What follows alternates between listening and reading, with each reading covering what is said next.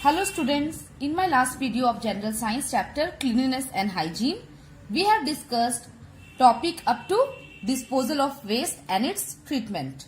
Today I am going to discuss about diseases. Okay?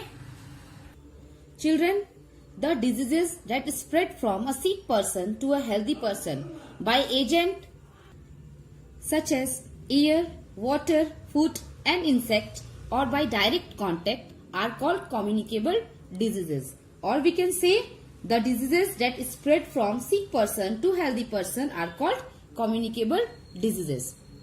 Microorganisms that cause diseases in our body are called pathogens. So here some are the examples like bacteria, fungi, viruses are pathogens that cause diseases like cold, influenza, malaria, chickenpox, etc.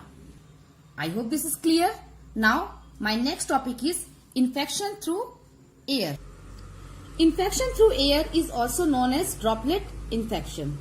This is an infection which transmits from one person to another by droplets of moisture expelled from upper respiratory tract through sneezing or coughing. Cold, influenza and tuberculosis, measles are examples of infections spread through air. Now, next topic is infection through food and water. Diseases like typhoid, cholera, jaundice are spread through contaminated food and water. Water may get contaminated when infected people bath, wash or defecate near the source of water. Diseases like typhoid, cholera, jaundice are spread through contaminated food and water. Water may get contaminated when infected people bath, wash or defecate near the source of water. When this contaminated water gets mixed with drinking water and is consumed by a healthy person, it causes infection.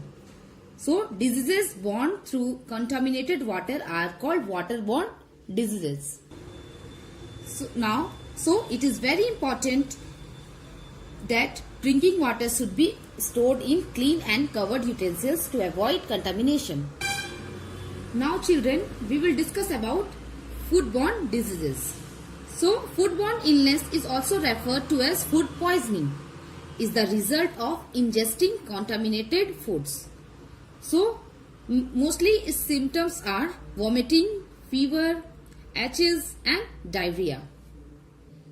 The main causes of foodborne illness are usually the improper handling, preparation or food storage. I hope this is clear. Now children, we will discuss ways to avoid spreading of infection. First point is drink filtered or boiled water. Second point, make sure there is no stagnant water near your house. Keep food covered and do not eat uncovered food. Next point is keep the garbage bin covered. Point number 5, keep personal articles used by a patient separately. Next point is use your own towel and handkerchief. Point number 7, while sneezing or coughing, keep your nose or mouth covered. And the last point is drink pasteurized milk. Now children, these are the ways one should follow to avoid the spreading of infections.